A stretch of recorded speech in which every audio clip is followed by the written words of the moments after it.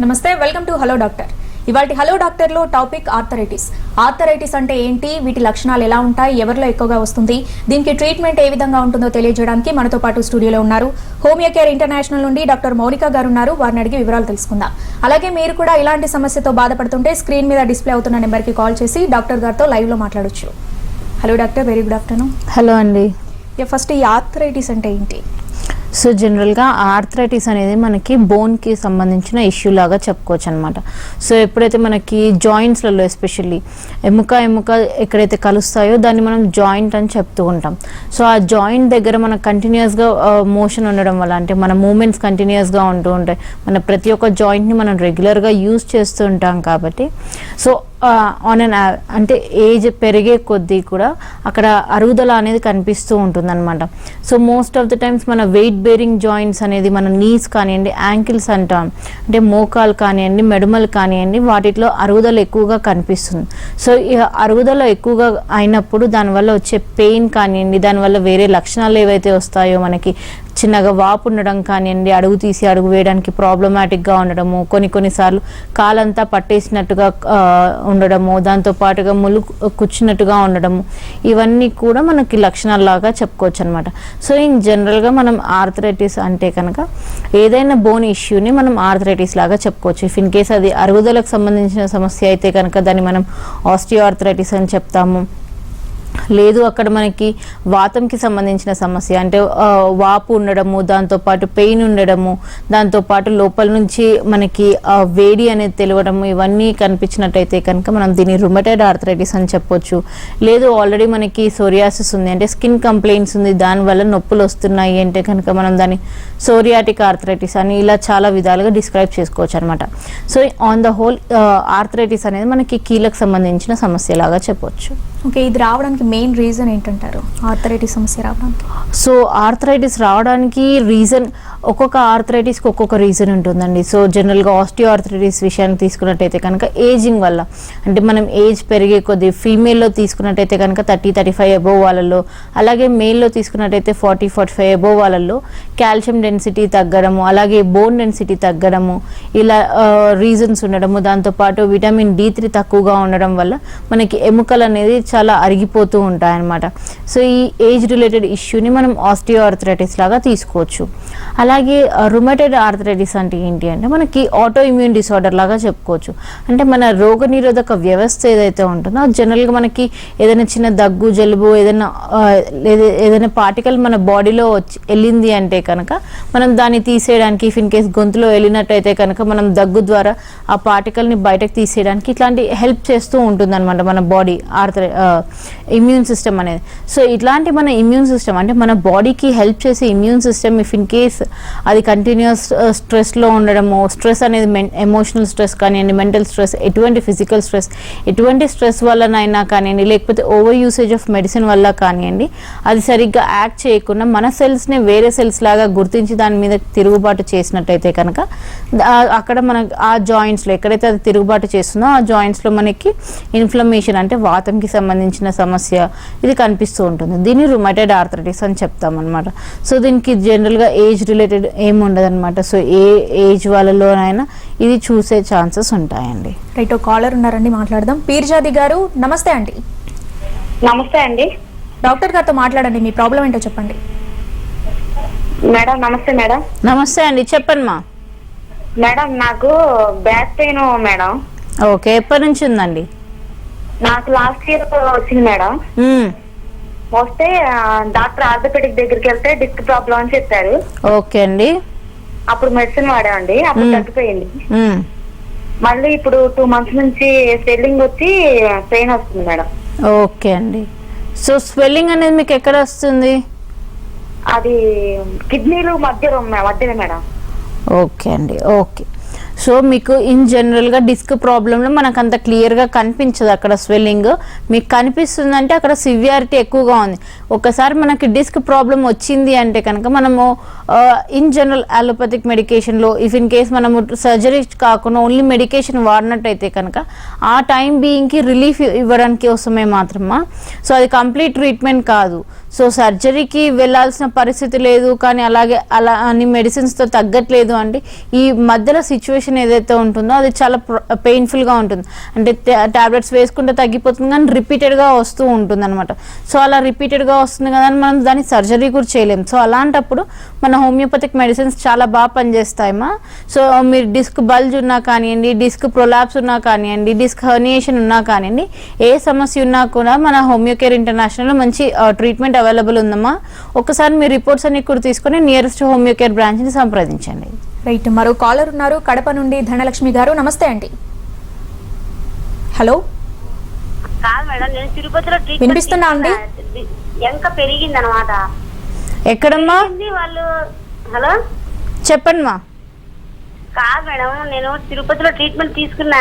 వాళ్ళు సర్జరీ వరకు ఏదో కొంచెం చేసినారు, పూర్తిగా అయితే చేయలేదు. ఇంకా పెరిగింది కదా, పెరిగిన దానికి మీ హాస్పిటల్కి వస్తే మీరేం చేస్తారు? పెరిగింది కదా ఇంకా నాకు. ఎక్కడ పెరిగింది? ఇక్కడనే వెనక వైపు వెన్నెముక్కనే నాకు ఇంకా పెరిగింది అనమాట, సైడ్ కు. ఓకే మా, సో మీరు చెప్తున్న కండిషన్ ఏంటి అనేది నాకు క్లియర్గా అర్థం అవ్వట్లేదు. If in case me reports ఏదైనా ఉంటే తిరుపతిలో మన బ్రాంచ్ ఉందమ్మా, ఒకసారి రిపోర్ట్స్ అన్ని కూడా తీసుకొని తిరుపతి బ్రాంచ్ని సంప్రదించండి. సో దట్ అక్కడ డాక్టర్స్ మీ రిపోర్ట్స్ అన్ని కూడా చూసి మిమ్మల్ని డైరెక్ట్గా ఎగ్జామిన్ చేసి దాని ప్రకారం ఇఫ్ ఇన్ కేస్ మన దగ్గర ట్రీట్మెంట్ అవైలబుల్గా ఉంది అంటే కనుక హెల్ప్ అవుతుందమ్మా. రైట్, ఈ ఆర్థరైటిస్లో టైప్స్ ఉంటాయని చెప్పారు కదా, ఏ స్టేజ్లో దీని ఇంపాక్ట్ ఎక్కువగా ఉంటుందంటారు? సో జనరల్గా ఆస్టియో ఆర్థరైటిస్లో మాత్రమే మనకి స్టేజెస్ ఉంటాయండి. అదర్ ఆర్థరైటిస్కి అన్ని స్టేజెస్ ఉండవు. సో ఆర్థరైటిస్లో, ఆస్టియో ఆర్థరైటిస్లో ఎస్పెషల్లీ గ్రేడేషన్ ఉంటుంది అనమాట. సో గ్రేడ్ 1 ఎలా ఉంటుందంటే ఎప్పుడో చాలా దూరం నడిచినప్పుడు మాత్రమే పెయిన్ ఉండడము, అది కూడా బేరబుల్ పెయిన్ ఉండడం, కొంచెం రెస్ట్ తీసుకుంటే సరిపోతుంది అన్నట్టుగా ఉంటుంది అనమాట. సో సెకండ్ స్టేజ్ వచ్చేటప్పటికి ఎలా ఉంటుందంటే కొంచెం దూరం వెళ్ళినా కూడా పెయిన్స్ ఎక్కువగా ఉండడము, కంపల్సరీగా లాంగ్ కూర్చొని మళ్ళీ వాళ్ళ జర్నీ కంటిన్యూ చేయాల్సిన అవసరం రావటము, అండ్ కూర్చున్నప్పుడు లేవడానికి ప్రాబ్లం అవ్వటము, ఇవన్నీ కూడా మనం సెకండ్ స్టేజ్లో చూస్తూ ఉంటాం అనమాట. అండ్ థర్డ్ స్టేజ్లో ఎలా ఉంటుందంటే మెట్లు ఎక్కడానికి కానివ్వండి, దిగడానికి కానివ్వండి పెయిన్ఫుల్గా ఉండడము, అండ్ మార్నింగ్ పూట సడన్గా మనం కాలు కిందకి పెట్టినప్పుడు పెయిన్ఫుల్గా ఉండడం, ఇవన్నీ చూస్తూ ఉంటాం. ఇది థర్డ్ స్టేజ్ అన్నట్టుగా చెప్పుకోవచ్చు. అలాగే ఫోర్త్ స్టేజ్లో ఎలా ఉంటుందంటే అడుగు తీసి అడుగు వేయడానికి కూడా ప్రాబ్లమాటిక్గా ఉంటుందన్నమాట. సో అక్కడంతా కూడా వాళ్ళకి నీ దగ్గర వాపు వచ్చేసి క్లియర్గా తెలుస్తుంది అనమాట, అది గ్రేడ్ 4 అనేసి. సో అది టచ్ చేసినప్పుడు ఆ వేడిగా అనిపించడము, రిస్ట్రిక్షన్ ఆఫ్ మూమెంట్స్ ఉండడము, వాళ్ళు ఈజీగా కాల్ మూమెంట్ ఇవ్వలేరు అనమాట. సో ఇలాంటి కండిషన్ మనం గ్రేడ్ 4 అని చెప్పొచ్చు అనమాట. సో ఈ ఆస్టియోఆర్థరైటిస్లో మాత్రమే గ్రేడేషన్స్ ఉంటాయి. రుమటాయిడ్లో కానివ్వండి, సోరియాటిక్లో కానివ్వండి, గౌటీ ఆర్థరైటిస్లో కానివ్వండి, ఆ గ్రేడియేషన్స్ ఏముండవు. రైట్, మరో కాలర్ ఉన్నారు. శ్రీనివాసరావు గారు నమస్తే అండి. హలో, నమస్తే మేడం. డాక్టర్ గారితో మాట్లాడండి, మీ ప్రాబ్లం ఏంటో చెప్పండి. మేడం, నాకు మోకాలు నొప్పులు ఉన్నాయి మేడం. ఎప్పటి నుంచి సార్? ఒక 5-6 సంవత్సరాల నుంచి ఉన్నాయండి.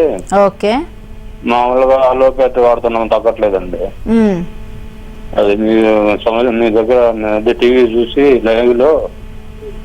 ఓకే అండి, దీనికి మన దగ్గర మంచి మందులు ఉన్నాయండి. కాకపోతే మీరు ఎక్స్రే ఎప్పుడైనా చేయించారా? ఎక్స్రే చేయించామండి, కానీ లైట్ గా అరిగినాయి అన్నారు. అది ఓకే అండి. సో ఈ అరుగుదలకి మన దగ్గర మంచి మెడిసిన్స్ అవైలబుల్గా ఉన్నాయి సార్. కంప్లీట్గా మీ ఏజ్ గ్రూప్ వాళ్ళు ఎలా అయితే మీరు నడవగలుగుతారో ఆ స్టేజ్ వరకు వస్తుంది. కంప్లీట్గా ఇంకా మీ ఏజ్ని రిలేటెడ్ ఉంటుందన్నమాట. సో 60 years వాళ్ళల్లో చాలా చురుగ్గా నడవడం అవన్నీ మనకు వీలు అవ్వదు. కాబట్టి పెయిన్ లేకుండా మీ యాక్టివిటీస్ మీరు వరకు చేసుకునేటట్టుగా మన మెడిసిన్స్ హెల్ప్ఫుల్గా ఉంటాయండి. ఎటువంటి ప్రాబ్లం లేకుండా, ఎటువంటి సైడ్ ఎఫెక్ట్స్ లేకుండా ఉంటాయి.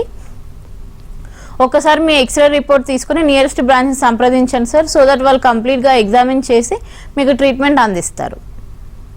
రైట్, ఇప్పుడు ఎక్కువగా నార్మల్గా వచ్చే పెయిన్స్ కూడా ఆర్థరైటిస్ కిందనే పరిగణించవచ్చా? అంటే ఎక్కువసేపు కూర్చున్నా కూడా, ఎక్కువసేపు నడిచినా కూడా జాయింట్ పెయిన్స్ వస్తూ ఉంటాయి, అవి కూడా ఆర్థరైటిస్ కిందనే కన్సిడర్ చేయొచ్చు అంటారా? లేదండి, ఎందుకంటే ఆర్థరైటిస్ అనేది కంప్లీట్గా అరుగుదలకు సంబంధించిన సమస్య అనమాట. So if in case osteo arthritis విషయాన్ని తీసుకున్నా కానివ్వండి, ఒక అరుగుదలకు సంబంధించిన సమస్య. కాకపోతే ఇక్కడ ఏజ్ రిలేటెడ్ మళ్ళీ ఉంటుంది. సో ఇప్పుడు ఆల్మోస్ట్ 20s ఉన్న వాళ్ళు, లేకపోతే mid 30s కానివ్వండి, ఎర్లీ 30s ఉన్న వాళ్ళు కానివ్వండి, అండి కంప్లైంట్ చేస్తున్నారంటే ఫస్ట్ మనం చూసుకోవాల్సింది ఏంటి అంటే వాళ్ళకి ఇంకేదైనా డెఫిషియన్సీస్ ఉన్నాయా, కాల్షియం డెఫిషియన్సీస్ ఉన్నాయా, లేకపోతే విటమిన్ D3 డెఫిషియన్సీస్ ఉందా, లేకపోతే హీమోగ్లోబిన్లో ఐరన్ డెఫిషియన్సీ ఉన్నా కూడా మనకి పెయిన్స్ అనేది కొంచెం నడిచినా కానీ విపరీతమైన పెయిన్స్ రావడం ఉంటుందన్నమాట. సో ఇవన్నీ డెఫిషియన్సీస్ ఏవైనా ఉన్నాయో చూసుకోవాలి, వాళ్ళ యాక్టివిటీ ఎలా ఉంది అనేది చూసుకోవాలి. సో వాళ్ళ బాడీకి ఎటువంటి డెఫిషియన్సీ లేదు, వాళ్ళ యాక్టివిటీ కూడా తక్కువగానే ఉంది అన్నప్పుడు మనం అప్పుడు ఎక్స్రే చేయించినట్టయితే కనుక ఆర్థరైటిక్ చేంజెస్ ఏమైనా కనిపిస్తే సో అది మనం ఆర్థరైటిస్ లాగా కన్సిడర్ చేయొచ్చు. లేదు మనకి ఏదైనా డెఫిషియన్సీస్ ఉన్నాయి అంటే కనుక కంపల్సరీ ఆ డెఫిషియన్సీని మనం ఫిలప్ చేసుకోవడం వల్ల ఈ పెయిన్స్ అనేది తగ్గడము, అలాగే ఏజ్ రిలేటెడ్ ఇష్యూస్ కూడా రాకుండా ఉంటాయండి. ఆక్యుపేషనల్ గా కూడా వచ్చే ఛాన్సెస్ ఉంటాయండి. సో ఆక్యుపేషనల్ గా మనం జనరల్ గా ఎక్కువసేపు కూర్చునే వాళ్ళలో కానివ్వండి, లేకపోతే ఎక్కువసేపు స్టాండింగ్ జాబ్స్ లో చేసే వాళ్ళలో కానివ్వండి, మనము ఈ నీ జాయింట్ పెయిన్స్ ఎక్కువగా చూస్తూ ఉంటాం. అండ్ బ్యాక్ పెయిన్ అంటే వెన్నుకు సంబంధించిన సమస్యలు చూస్తుంటాం. సో ఇఫ్ ఇన్ కేస్ మన వెన్ను ఎముకలు అరిగినట్టయితే కనుక దాన్ని మనం స్పాండిలోసిస్ అని చెప్పొచ్చు అనమాట. సో ఇది కూడా ఒక టైప్ ఆఫ్ ఆర్థరైటిస్ లాగానే తీసుకోవచ్చు. మన జనరల్ బాడీ జాయింట్స్ లో ఇఫ్ ఇన్ కేస్ అరుగుదల అయితే కనుక దాన్ని ఆర్థరైటిస్ అంటాం. అలాగే వెన్ను ఎముకలలో అరుగుదల జరిగినట్టయితే కనుక దాన్ని స్పాండిలోసిస్ అని చెప్తా ఉంటాం. సో ప్రొఫెషనల్గా తీసుకుంటే స్పాండిలోసిస్, నెక్స్ట్ సర్వైకల్ స్పాండిలోసిస్ అని, లంబార్ స్పాండిలోసిస్, నెక్ పెయిన్ ఉండడం కానివ్వండి, బ్యాక్ పెయిన్ ఉండడం కానివ్వండి జనరల్గా చూస్తూ ఉంటాం. సో ఇవన్నీ కూడా ప్రొఫెషన్ రిలేటెడ్. ఒక కాలర్ ఉన్నారండి కడప నుండి, సుధామణి గారు. నమస్తే అండి. హలో. రైట్, కాల్ కట్ అయినట్టుంది అండి. ఇప్పుడు ఈ కీళ్ళ అరుగుదల, కీళ్ళవాత లక్షణాలు అంటే ఎలా ఉంటాయి, ఈ రెండింటికి డిఫరెన్స్ ఏంటి? సో జనరల్గా కీళ్ళ అరుగుదల అంటే కనుక మనకి బోన్ ఫార్మేషన్లో కార్టిలేజ్ అన్న ఒక లేయర్ ఉంటుందన్నమాట, బోన్ కవరింగ్. సో ఎప్పుడైతే మనం కంటిన్యూస్గా యాక్షన్లో ఉంటాం అంటే నడవడం కానివ్వండి, మూమెంట్స్ కంటిన్యూస్గా ఉన్నాయనుకోండి, ఆ కార్టిలేజినస్ లేయర్ ఏదైతే ఉందో అది మెల్లిమెల్లిగా తగ్గిపోతూ వస్తుంది అనమాట. అంటే రప్చర్ అయిపోయి అది అరుగుదల అని చెప్తూ ఉంటాం అనమాట. సో ఇది జనరల్గా ఆస్టియోఆర్థరైటిస్. అలాగే రుమటైడ్ ఆర్థరైటిస్లో ఎలా ఉంటుందంటే జాయింట్ మధ్యలో ఏదైతే మనం కార్టిలేజ్ అని చెప్తున్నామో అదేం డ్యామేజ్ ఉండదు, కాకపోతే ఓవరాల్గా అక్కడ డీజనరేటివ్ చేంజెస్ కనిపిస్తూ ఉంటాయి అనమాట. సో చిన్న చిన్నగా ఇన్ఫ్లమేటరీ ఏజెంట్స్ ఉండడము, వాపుకు సంబంధించిన థింగ్స్ ఉండడము కానివ్వండి, ఏజెంట్స్ ఉండడము, స్వెల్లింగ్ ఉండడం, ఇవన్నీ కూడా చూస్తూ ఉంటాం. అది రుమటైడ్ ఆర్థరైటిస్ యొక్క లక్షణాలు అన్నట్టు. కాలర్తో మాట్లాడదాము. కడప నుండి సుధా గారు. నమస్తే అండి. నమస్తే మేడం. డాక్టర్ గారితో మాట్లాడండి. ఇవ్వండి. హలో, చెప్పండి మా. మేడం ఇక్కడ మా ఆయనకు కీళ్ళ వాతం అండి. ఓకే, ఎప్పటి నుంచి ఉందమ్మా? చాలా రోజుల నుంచి ఉంది, ఒక 20 సంవత్సరాలు అవుతుందండి. భుజంలో ఉందండి, షోల్డర్ ఇక్కడ 2 సైడ్లు నొప్పి బాగా ఉందండి. ఓకే, సో మిగతా జాయింట్స్ ఏది కూడా ఎక్కర్లు కూడా లేదమ్మా? జాయింట్స్ పెయిన్ అన్ని ఉన్నాయండి, కీళ్ళు ఇక్కడ మణికట్ దగ్గర. ఓకే, ఆర్ఏ ఫ్యాక్టర్ చేయించారమ్మా? టెస్ట్ చేయించారా? చేయించాం మేడం. లెవెల్స్ హైగానే ఉన్నాయని చెప్పారా డాక్టర్? నొప్పులు బాగా ఉన్నాయని చెప్పాము, అవి ఎక్కువ ఉన్నాయి నొప్పులు అని చెప్పారు మేడం. ఎట్లా మేడం? ఓకేమా, సో ఈ ఆర్ఏ రుమటైడ్ ఆర్థరైటిస్ వాతం ఉన్న వాళ్ళల్లో కూడా మన దగ్గర కంప్లీట్ ట్రీట్మెంట్ అవైలబుల్గా ఉంది. సో ఒక్కసారి మీ నియరెస్ట్ హోమియోకేర్ బ్రాంచ్ని సంప్రదించండి, కంప్లీట్గా తగ్గిపోయే ఛాన్సెస్ ఉంటుంది. ఆర్ఏ ఫ్యాక్టర్ ఏదైతే పాజిటివ్ వచ్చిందో అది కూడా నెగిటివ్ అయ్యే ఛాన్సెస్ ఉంటుందమ్మా. కాకపోతే కంటిన్యూస్గా లాంగ్ టర్మ్ వరకు మెడిసిన్ యూజ్ చేయాల్సి అవసరం ఉంటుంది. సో కాన్స్టిట్యూషనల్ ట్రీట్మెంట్ తీసుకోవడం వల్ల మెల్లిమెల్లిగా నొప్పులు తగ్గడమే కాకుండా ఎటువంటి సైడ్ ఎఫెక్ట్స్ కూడా ఉండవు. సో ఒకసారి రిపోర్ట్స్ అన్ని కూడా తీసుకొని నియరెస్ట్ హోమియోకేర్ బ్రాంచ్ని సంప్రదించండి. రైట్, ఈ ఆర్థరైటిస్ని ఎలా డయాగ్నోస్ చేయాలంటారు, అంటే ఏ టెస్టుల ద్వారా ఇది బయటపడుతుందంటారు? సో జనరల్గా ఆస్టియోఆర్థరైటిస్ విషయానికి తీసుకున్నట్టయితే కనుక మనం ఇది ఏ జాయింట్ అయితే పెయిన్ఫుల్గా ఉందో ఆ జాయింట్ ఎక్స్రే చేయించమని చెప్తూ ఉంటాం. అలాగే if in case rheumatoid arthritis విషయానికి వచ్చినట్టయితే కనుక ఆర్ఏ ఫ్యాక్టర్ అని చెప్తూ ఉంటాం అనమాట. రుమటైడ్ ఆర్థరైటిక్ ఫ్యాక్టర్ అనేది మన బాడీలో బ్లడ్ టెస్ట్ ద్వారా తెలుస్తుంది. అలాగే CRP levels, C reactive protein levels ఎంత ఉన్నాయి అనే దాన్ని బట్టి కూడా మనకి ఇఫ్ ఇన్ కేస్ అవి ఎక్కువగా ఉన్నాయి అంటే మన బాడీలో ఇన్ఫ్లమేటరీ అంటే వాతంకి సంబంధించిన సెల్స్ ఏవైతే ఉంటాయో అవి ఫ్లేర్ అప్ అయిపోయినాయని అర్థమవుతుంది అనమాట. సో దానివల్ల కూడా సి రియాక్టివ్ ప్రోటీన్ పాజిటివ్ ఉండడం వల్ల కూడా కొన్ని కేసెస్లో ఓన్లీ సిఆర్పి పాజిటివ్ ఉంటుంది, ఆర్ఏ ఫ్యాక్టర్ నెగిటివ్ ఉంటుంది. సో దీన్ని మనం సీరో నెగిటివ్ ఆర్థరైటిస్ అని కూడా చెప్తూ ఉంటాం అనమాట. అలాగే గౌటీ ఆర్థరైటిస్ విషయాన్ని తీసుకున్నట్టయితే కనుక దానిలో యూరిక్ యాసిడ్ టెస్ట్ చేస్తూ ఉంటాం. So if in case uric acid levels high ఉన్నాయి అంటే కనుక అక్కడ మనకి గౌటీ ఆర్థరైటిస్ అన్నట్టుగా చెప్పుకోవచ్చండి. రైట్, కాలర్ ఉన్నారు మహమ్మద్ గారు విజయవాడ నుండి. నమస్తే అండి. నమస్తే మేడం. డాక్టర్ గారితో మాట్లాడండి. నమస్కారం డాక్టర్ గారు. నమస్తే. డ్రైవర్ని అది క్లచ్ నొక్కినప్పుడు నా ఎడమ కాల్లో బాగా నొప్పి ఉంటుంది. అంటే డ్రైవింగ్ చేసి వచ్చిన తర్వాత ఇంటికి వచ్చిన తర్వాత ఆ రోజుల్లో నొప్పి ఉంటుంది. మరుసటి రోజు తగ్గిద్ది నేను డ్రైవింగ్ చేయకపోతే. ట్రాఫిక్ లో ఉన్నప్పుడు బాగా క్లచ్ యూజ్ చేయడం వల్ల నొప్పి వస్తుంది. నాకేంటంటే ఫ్యూచర్ లో ఏమన్నా ఈ మోకాలు అరిగిపోయే ప్రమాదం ఏమన్నా ఉందా అని నేను భయపడుతుంటాను. అట్లా చెప్తారా?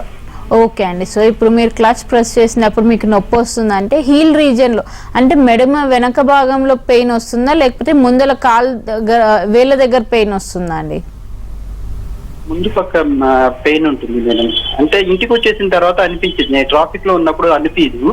ఇంటికి వచ్చేసిన తర్వాత చాలా సేపు వరకు నొప్పి ఉండేది. రెండో రోజు మళ్ళీ తగ్గిపోయింది. కంటిన్యూగా ఉండదు నొప్పి అది. Okay sir. సో ఇప్పుడు మనకి హీల్ రీజియన్లో ఉన్నట్టయితే కనుక దాన్ని మనం క్యాల్కేనియల్ స్పర్ అంటాం సార్. సో గుర్రం మూతలు అని చెప్తూ ఉంటారు. సో ఇఫ్ ఇన్ కేస్ ఆ కండిషన్ ఉంది అన్నట్టయితే కనుక ఎప్పుడైతే మనం ఎగ్జర్షన్లో ఉంటామో కంపల్సరీ పెయిన్ ఉంటుంది. రెస్ట్ ఇచ్చినప్పుడు అది తగ్గిపోతూ వస్తుంది అనమాట. సో అలా కాదు మీకు వేళ్ళ రీజియన్లో పెయిన్ వస్తుంది అన్నట్టయితే కనుక దానికి మళ్ళీ మనం సపరేట్ టెస్ట్ చేయించాల్సిన అవసరం ఉంటుంది సార్. ఇఫ్ ఇన్ కేస్ మీకు కాల్షియం డెఫిషియన్సీస్ కానివ్వండి, విటమిన్ D3 డెఫిషియన్సీస్ కానివ్వండి, ఎటువంటిది లేదు అన్నట్టయితే కనుక నార్మల్గా మెడిసిన్స్ తోటి తగ్గిపోతుంది.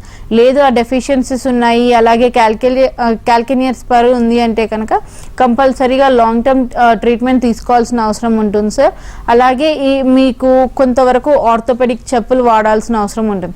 సో ఎప్పుడైతే ఇలాంటి చెప్పులు యూజ్ చేస్తూ ఉంటారో అప్పుడు కొంతవరకు రిలీఫ్ వస్తుందండి. రైట్, ఎలాంటి కాంప్లికేషన్స్ వస్తాయంటారు? సో జనరల్గా రుమటైడ్ ఆర్థరైటిక్లో కాంప్లికేషన్స్ ఎక్కువగా ఉంటాయి. మనకి ఆస్టియో ఆర్థరైటిస్లో కాంప్లికేషన్స్ కన్నా కూడా కంపేర్ చేస్తే. సో రుమటైడ్ ఆర్థరైటిస్లో ఎలా ఉంటుందంటే ఒక్క జాయింట్ ఎఫెక్ట్ అవ్వదు. అన్ని జాయింట్స్, చిన్న జాయింట్స్ కానివ్వండి, పెద్ద జాయింట్స్ కానివ్వండి, అన్ని జాయింట్స్ ఎఫెక్ట్ అయ్యే ఛాన్సెస్ ఉంటాయి. సో ప్రతి ఒక్క జాయింట్లో పెయిన్ వచ్చేసరికి బాడీ అంతా కూడా క్షీణించిపోవడము, వాళ్ళ డే బై డే వాళ్ళ లైఫ్ స్టైల్ అంతా డిటియోరేట్ అయిపోవడం ఇలా చూస్తూ ఉంటాం. దాంతోపాటు బోనీ ఎఫెక్షన్స్ అయిపోయిన తర్వాత మెల్లిమెల్లిగా ఇంటర్నల్ ఆర్గాన్స్ కూడా డిస్టర్బ్ చేసే ఛాన్సెస్ ఉంటాయి. సో ఇప్పుడు జస్ట్ 1 టాబ్లెట్ 2 టాబ్లెట్స్తో తగ్గిపోయేది కాస్త అప్పుడు కంటిన్యూస్గా ఎన్ని టాబ్లెట్స్ వేసుకున్నా కూడా జస్ట్ కొన్ని గంటల వరకే రిలీఫ్ ఉంటుంది. దాని తర్వాత మళ్ళీ పెయిన్ స్టార్ట్ అయిపోతూ ఉంటాయి అన్నమాట. సో ఇది మెయిన్ కాంప్లికేషన్. సో వాళ్ళ విపరీతమైన పెయిన్ ఉండడము, అన్ని జాయింట్స్లో పెయిన్ ఉండడము, అలాగే ఇఫ్ ఇన్ కేస్ వదిలేసినట్టయితే, నెగ్లెక్ట్ చేసినట్టయితే కనుక వేరే ఆర్గన్స్ కూడా డ్యామేజ్ అయ్యే ఛాన్సెస్ ఉంటాయి. అలాగే ఆస్టియోఆర్థరైటిస్ విషయాన్ని తీసుకున్నట్టయితే కనుక వాళ్ళ డైలీ యాక్టివిటీస్లోనే వాళ్ళకి ప్రాబ్లం ఉంటుంది. సో కంటిన్యూస్గా నీ జాయింట్ పెయిన్స్ ఉన్నాయనుకోండి, వాళ్ళకి అరుగుదల ఉంది, దానికి ఏదో ఒక పెయిన్ కిల్లర్ వాడుకున్నారు, ఆ టైమింగ్కి పెయిన్ తగ్గుతుంది, వాళ్ళు మళ్ళీ నడుస్తున్నారు. కానీ ఆ పెయిన్ కిల్లర్ ఓన్లీ పెయిన్ని మాత్రమే తగ్గిస్తుంది, లోపల అరుగుదల అనేది స్టాప్ చేయట్లేదు. సో అలాంటప్పుడు కంటిన్యూస్గా అరుగుదల అనేది ఫస్ట్ కొన్ని రోజుల వరకు నార్మల్గా ఉండే, దాని తర్వాత డబుల్ అప్ అయిపోతుంది అనమాట. స్పీడప్ అయిపోయి ఎక్కువగా అరుగుదల ఉండడము. సో ఎర్లీ ఏజెస్లోనే వాళ్ళకి పెయిన్స్ అనేది ఎక్కువగా ఉండడము, ఆర్థరైటిక్ చేంజెస్ ఎక్కువగా చూస్తూ ఉంటాం. సో దాని తర్వాత వాళ్ళు అడుగు తీసి అడుగు వేయడంలో కూడా ప్రాబ్లమాటిక్గా ఉండడము, కాలంతా కూడా ఇట్లా స్టిఫ్ అయిపోతూ ఉంటుంది అనమాట. సో బెండింగ్ చేయలేరు అనమాట. నీ జాయింట్ దగ్గర జనరల్గా మనం ఇలా బెండ్ చేసుకొని కూర్చోగలుగుతాము, అలా వాళ్ళు కూర్చోలేరు. కరెక్ట్ స్ట్రైట్గా కూర్చోవాలి, స్ట్రైట్ గానే పడుకోవాలి, అట్లాంటి కండిషన్ వస్తుంది అన్నమాట. కాలర్ ఉన్నారండి, సుభాని గారు. నమస్తే అండి. నమస్కారం మేడం. డాక్టర్ గారితో మాట్లాడండి, మీ ప్రాబ్లం ఏంటో చెప్పండి. Okay madam. చెప్పండి సార్. మేడం నాకు మెండరాల నొప్పులు వస్తుంది మేడం. మెండరాలను బ్యాక్ పెయిన్ వస్తుంది. ఓకే అండి, ఎప్పటి నుంచి అండి? చాలా రోజుల నుంచి అండి, 2 సంవత్సరాలు 2-3 సంవత్సరాల నుంచి వస్తుంది మేడం. ఓకే. సో ఎక్స్రే ఏమైనా చేయించారా? టెస్ట్ అంటే ఇక్కడ ఫిజికల్ థెరపీకి వెళ్తారండి. ఫిజికల్ థెరపీకి వెళ్తే వాళ్ళు ఎక్సర్సైజ్ ఇస్తున్నారు. సారీ, అంటే ఫిజికల్ థెరపీకి వెళ్తున్నాను, ఎక్సర్సైజ్ చేయమంటున్నారు. ఓకే అండి. సో మనకి మెడ నరాలు నొప్పులు అవుతున్నాయి, అలాగే బ్యాక్ పెయిన్ ఉంది అంటే కనుక కంపల్సరీ మన మెడ భాగంలో ఎముకలు ఏవైతే ఉంటాయో అవి అరుగుదలకు గురైనప్పుడు మాత్రమే మన మెడ నరాల్లో నొప్పులు వస్తుంటాయండి. లేదు అంటే మీరు కంటిన్యూస్లో ఏదైనా బరువు మోసే పనులు ఏదైనా చేసినా కానివ్వండి, మనకు అక్కడ నరాలు అనేది ఎఫెక్ట్ అయ్యే ఛాన్సెస్ ఉంటాయి. సో ఇఫ్ ఇన్ కేస్ మీకు మెడ భాగంలో ఎముకలు ఏవైతే ఉన్నాయో అవి అరుగుదలకు గురైనట్టయితే కనుక దానికి తగ్గట్టుగా మనం ట్రీట్మెంట్ తీసుకోవాల్సిన అవసరం ఉంటుందండి. సో ఇన్ జనరల్గా ఫిజియోథెరపీ కానివ్వండి, ఇంకేదైనా కూడా ఫస్ట్ మెడిసిన్ తీసుకున్న తర్వాత ఆన్ ద లాంగర్ టర్మ్ అలాగే ప్యారలల్గా అది వాడుకోవాల్సిన అవసరం ఉంటుంది. సో స్టార్టింగే మనం ఫిజియోథెరపీ వాడినాం అనుకోండి, కొంతవరకే రిలీఫ్ ఉంటుంది, మళ్ళీ ఆ ప్రాబ్లం అలాగే ఉండిపోయే ఛాన్సెస్ ఉంటుంది. అలా కాకుండా మన కాన్స్టిట్యూషనల్ హోమియోపతిక్ ట్రీట్మెంట్ తీసుకున్నట్టయితే కనుక లోపల ఏమవుతుంది అనే దాని రూట్ కాజ్ నుంచి కూడా మనం ట్రీట్ చేస్తాం. కాబట్టి మెల్లమెల్లగా అది మెడిసిన్ ఇవ్వడం వల్ల నొప్పులు తగ్గడమే కాకుండా లోపల చేంజెస్ ఏవైతే జరిగినాయో అవి కరెక్షన్ కూడా అవుతాయండి. సో ఒకసారి మీ రిపోర్ట్స్ ఏదైనా చేయించినట్టయితే కనుక నియరెస్ట్ హోమియో కేర్ బ్రాంచ్ని సంప్రదించండి సార్. ఈ ఆర్థరైటిస్లో గౌటీ ఆర్థరైటిస్ అంటే ఏంటి, వాటి లక్షణాలు ఎలా ఉంటాయి? సో గౌటీ ఆర్థరైటిస్ అనేది మనకి కొంచెం కిడ్నీ రిలేటెడ్ ఇష్యూ లాగా కూడా చెప్పుకోవచ్చు అనమాట. సో ఇఫ్ ఇన్ కేస్ మన కిడ్నీ ఫంక్షనింగ్ సరిగ్గా లేకపోయినా లేకపోతే తక్కువ అయిపోయినా కానివ్వండి, మన బాడీలో నుంచి జనరల్గా మలినాలు ఏవైతే అది బయటకు పంపించేస్తుందో అక్కడ యూరిక్ యాసిడ్ అనేది సరిగ్గా బయటకు వెళ్ళిపోకపోవడం వల్ల అక్కడ క్రిస్టల్స్ లాగా ఫామ్ అవుతుంది అనమాట. సో ఎప్పుడైతే ఈ యూరిక్ యాసిడ్ క్రిస్టల్స్ ఫామ్ అవుతాయో అవి వచ్చేసి మన జాయింట్ స్పేసెస్లో నిల్చుండిపోతుంటాయి. సో అలాంటప్పుడు మనకి జనరల్గా మూమెంట్ ఇచ్చినప్పుడల్లా కూడా కూర్చున్నట్టుగా పెయిన్ ఉండడం ఇవన్నీ కూడా చూస్తుంటాం. మోస్ట్ ఆఫ్ ద టైమ్స్ ఏమవుతుందంటే మన కాలి బొటన్ వేలులో ఈ గౌటీ ఆర్థరైటిస్ అనేది చూడొచ్చు అనమాట. సో బ్లడ్ స్ట్రీమ్ ద్వారా అది ఫస్ట్ అక్కడ రీచ్ అయిపోయి అక్కడ డిపాజిట్ అయిపోతుంది అనమాట. సో వేలుకి ఆ స్పేస్ ఏదైతే ఉంటుందో వేలు ఎముకకి తర్వాత కాలు ఎముకకి మధ్యలో ఏదైతే స్పేస్ ఉంటుందో అక్కడ యూరిక్ యాసిడ్ క్రిస్టల్స్ అనేది జమ అయిపోయి మూమెంట్ ఇవ్వడానికి పెయిన్ఫుల్గా ఉండడము, అక్కడ వాపు వచ్చేయడము, టచ్ చేస్తే కూడా పెయిన్ఫుల్గా ఉండడము, మనకి అది రెడ్గా కనిపించడం ఇవన్నీ కూడా చూస్తూ ఉంటాం అనమాట. సో దీన్ని మనం జనరల్గా గౌటీ ఆర్థరైటిస్ అని చెప్పొచ్చండి. రైట్, విజయనగరం నుండి ఒక కాలర్ ఉన్నారు, సత్యనారాయణ గారు. నమస్తే అండి. నమస్తే అండి. డాక్టర్ గారితో మాట్లాడండి. చెప్పండి సార్. హలో, నమస్తే మేడం. నమస్తే అండి, చెప్పండి. నాకు ఒక 2 years back collar bone fracture అయిందండి. ఓకే. ఆ కాలర్ బోన్ ఫ్రాక్చర్ అయిన తర్వాత నేను ఈ మధ్య కోవిడ్ కూడా ఎఫెక్ట్ అయ్యి మెడిసిన్ వాడాను, హాస్పిటల్ అడ్మిట్ అయ్యి ఇంజెక్షన్స్ కూడా తీసుకున్నానండి. దాని మీద వీక్నెస్ అయిన తర్వాత ఈ వాకింగ్కి వెళ్ళినా ఎక్సర్సైజులు చేసిన ఈ కాలర్ బోన్ పెయిన్ అన్నది వస్తుంది బాగా. దీనికి హోమియోలో ఏమైనా మనకి రెమెడీస్ ఉంటాయా? ఉంటుందండి, కంపల్సరీగా ట్రీట్మెంట్స్ అవైలబుల్గా ఉన్నాయి మన దగ్గర. సో ఆల్రెడీ మీ పాత హిస్టరీ ఆఫ్ ఫ్రాక్చర్ ఉంది కాబట్టి ఆ ఏరియాలో మళ్ళీ పెయిన్ వస్తుంది అంటే కనుక మీరు కోవిడ్ వల్ల ఎఫెక్ట్ అయిన వల్ల మళ్ళీ రీగెయిన్ అవుతుంది అనమాట. మీ పాత సిమ్టమ్స్ అన్నీ కూడా వచ్చే ఛాన్సెస్ ఉంటాయి. అలాగే మీకు మోకాలు నొప్పులు వస్తున్నాయంటే ఏజ్ రిలేటెడ్ ఇష్యూస్ కూడా ఉండే ఛాన్సెస్ ఉంటాయండి. సో అన్నిటికీ కూడా మన హోమియో కేర్ ఇంటర్నేషనల్లో కంప్లీట్ ట్రీట్మెంట్స్ అవైలబుల్గా ఉన్నాయండి. So if in case me previous history, ఇప్పుడు మీరు రీసెంట్గా హాస్పిటల్లో అడ్మిట్ అయిన హిస్టరీ రిపోర్ట్స్ అన్నీ కూడా తీసుకొని నియరెస్ట్ హోమియో కేర్ బ్రాంచ్ని సంప్రదించండి సార్. సో దట్ వాళ్ళు కంప్లీట్గా ఎగ్జామిన్ చేసి మీకు దాని తగ్గట్టుగా ట్రీట్మెంట్ అందిస్తారు. మరో కాలర్ ఉన్నారు, వీరయ్య గారు, మార్కాపురం నుండి. నమస్తే అండి. నమస్కారం మేడం.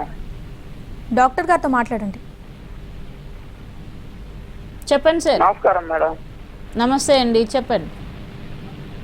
మాకు డిస్క్ బల్జన్ వచ్చిందండి. మామూలుగా ఎంఆర్ఐ స్కానింగ్ తీసాను,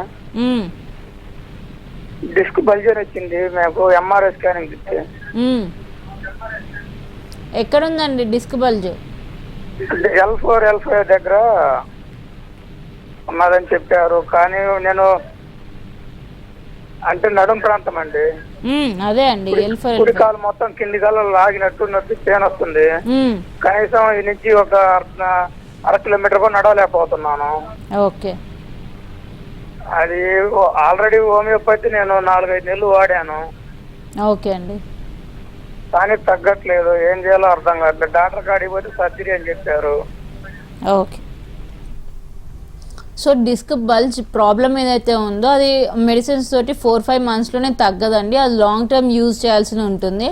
మీరు వాడే కొద్దీ మీ పెయిన్ అనేది ఫస్ట్ తగ్గుతూ వస్తుంది, దాని తర్వాత మీ బల్జ్ అయిన డిస్క్ ఏదైతే ఉందో అది నార్మల్ కండిషన్కి రావాల్సిన అవసరం ఉంటుంది. సో ఇలా ఉన్నప్పుడు కంటిన్యూస్గా ఓన్లీ 4-5 మంత్స్ వాడినాము అయిపోయింది అనుకునేటట్టు కాకుండా లాంగ్ టర్మ్ ట్రీట్మెంట్ తీసుకుంటేనే బెనిఫిషియల్గా ఉంటుందని. సర్జరీ చేయించుకున్నా కూడా మళ్ళీ వేరే వేరే డిస్క్లలో కూడా మనకి ప్రాబ్లం వచ్చే ఛాన్సెస్ ఉంటుంది. సో అలా కాకుండా ఇప్పుడు ఒక డిస్క్ బల్జ్ అయింది కాబట్టి దాంతోనే తగ్గించుకునేటట్టుగా ఎటువంటి సైడ్ ఎఫెక్ట్స్ లేకుండా మన మెడిసిన్స్ హెల్ప్ఫుల్గా ఉంటాయండి. ఒకసారి మీ రిపోర్ట్స్ అన్ని కూడా తీసుకొని నియరెస్ట్ హోమియోకేర్ బ్రాంచ్కి సంప్రదించండి సార్, సో దట్ మీ లాంగ్ టర్మ్ ట్రీట్మెంట్ వల్ల కంప్లీట్గా తగ్గిపోతుందండి. Right, thank you doctor. మా స్టూడియోకి వచ్చి ఆర్థరైటిస్కి సంబంధించి సలహాలు సూచనలు అందించినందుకు థ్యాంక్ యూ. ఇది వాటి హలో డాక్టర్.